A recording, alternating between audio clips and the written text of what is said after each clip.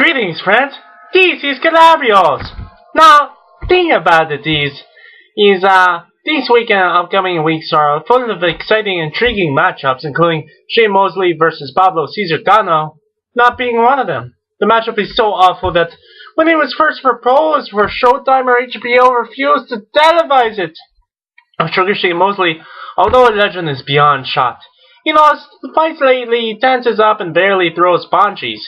Even Bali Malignaggi, who himself is past his prime and a B-level fighter, would not stoop as low to fight Sugar Shane. Now, Shane Mosley has an impressive resume totaling a record of 46-8-1 with 39 knockouts. He is on an awful run as of late, to say the least. Now, Mosley has not won in over 4 years and is 0-3-1 in the last 4 fights. Now, Mosley had 2 good rounds against Mayweather, and then he practically gave up by stopping to let his hands go. Now, Shane received a draw against the irrelevant tomato can Sergio Mora. He was dropped and destroyed by Manny Pacquiao and was also destroyed by Sal Alvarez. How much longer is the guy going to continue to fight? His divorce affected his pockets and even cost him his title belts, but is he really hurting that badly for cash? Maybe dating, his ex-wife requires a little more cash flow. But unlike Mosley, Cano does not possess a long and impressive record. He's most notable for his 2 losses. One where he was fighting well until he was stopped and attended by Eric Morales, and a controversial split decision loss to Bali Malignaggi. But is it time for Cano to get the big win he has been waiting for the sake of boxing? Calabrios hope so. If Mosley were to win, we will hear the talk. Shane Mosley is back! And he will then go to say the only reason he has not won the last 4 years was due to nagging injuries.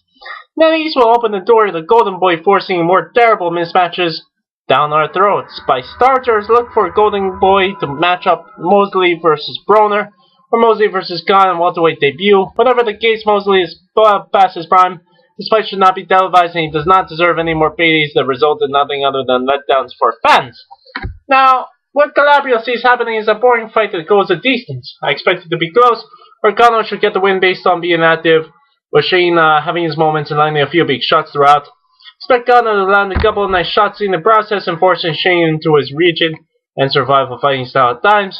Just because Cano will deserve the win does not mean it will happen. Calabrios expects that it's somewhat close with Cano having the edge. Even though the bout is in Mexico, the judges will have a controversial decision to Sugar Shane. Before, some say that, maybe Calabrios is being too harsh on Shane. But let me ask you this. How much money have you spent buying Shane Mosley, his last 3 or 4 if you want to count him and Mayweather's undercard pay-per-views? How much longer are we going to listen to the talk that Shane Mosley is back and he's going to win? Keep in mind that Mosley immediately used the bandage in MPO, and remember that it was caught on tape when Mosley tried to flat out quit on his stool against Manny Pacquiao. A man who tries to quit in a pay-per-view match has not won in 4 years does not belong in a boxing ring, or at least on our television sets. Well, Mosley does not win, because I for one am not looking forward to more mismatches such as Broner vs. Mosley or Khan vs. Mosley. It's time for youthful fighters, and hopefully Pablo Cesar Cano can finish off Shane Mosley's career once and for all.